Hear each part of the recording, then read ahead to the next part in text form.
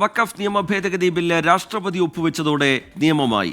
Bill നിയമമായതോടെ മുസ്ലിം league ഉൾപ്പെടെയുള്ള പ്രതിപക്ഷ പാർട്ടികൾ ഇതിനെതിരെ സുപ്രീം കോടതിയെ സമീപിക്കും. കൂടുതൽ വിവരങ്ങളുമായി വിനീത വി.ജി ഡൽഹിയിൽ നിന്ന് ചേരുന്നുണ്ട്.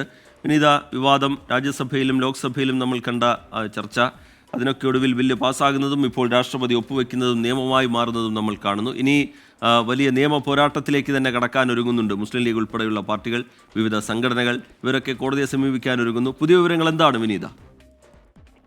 തീർച്ചയായും ടി കെ സൂചിപ്പിച്ചതുപോലെ തന്നെ ലോക്സഭയിലെയും ഒപ്പം പിന്നാലെ രാജ്യസഭയിലെയും ഒക്കെ ഉണ്ടായ വലിയ പ്രതിഷേധത്തിന് പിന്നാലെ ഇപ്പോൾ വഖഫ് നിയമ ഭേദഗതി ബില്ലിന് രാഷ്ട്രപതിയുടെ അംഗീകാരം ലഭിച്ചിരിക്കുന്നു. ബില്ലിൽ രാഷ്ട്രപതി ഒപ്പുവെച്ചതോടുകൂടി ബില്ല് നിയമമായി മാറി. ഇനി ഇത് എന്ന് മുതൽ ഈ നിയമം പ്രാബല്യത്തിൽ വരുമെന്നുള്ള കാര്യം പിന്നീട് വിജ്ഞാപനത്തിലൂടെ ആയിരിക്കും അറിയിക്കുക. എന്താണെങ്കിലും ഈ ബില്ല് നിയമമായി മാറുന്നതോടെ വലിയ പ്രതിഷേധങ്ങളിലേക്ക് പോവുക തന്നെയാണ് പ്രതിപക്ഷ പാർട്ടികൾ. കഴിഞ്ഞ ദിവസമാണ് പാർലമെന്റ് ബില്ല് പാസാക്കിയത്. വഖഫ് ഭേദഗതി ബില്ലിൽ നിയമമായതോടെ മുസ്ലിം ലീഗ് ഉൾപ്പെടെയുള്ള പ്രതിപക്ഷ പാർട്ടികളാണ് ഇതിനെതിരെ സുപ്രീം കോടതിയെ സമീപിക്കുമെന്ന് അറിയിച്ചിരിക്കുന്നത്.